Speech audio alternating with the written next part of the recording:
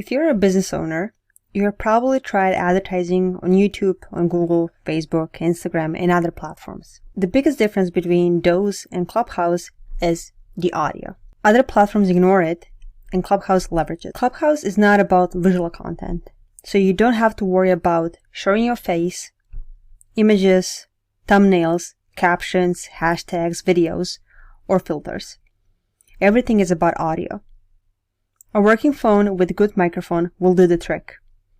The focus is on spoken quality content and not on design. I would say that you can learn from 1 hour listening to Clubhouse than watching YouTube videos. Besides, there is no repeat and the phone call is live. It's really easy to spot a scammer and very easy to recognize a knowledgeable person.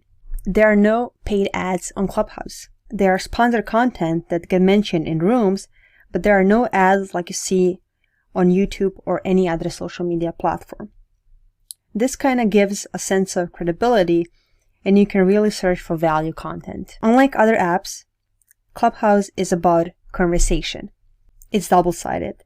You can get feedback immediately. You can actually go in deeper conversation with people, and that can last for hours. You can broaden the topic, which gives you more opportunity to explain who you really are and what you do.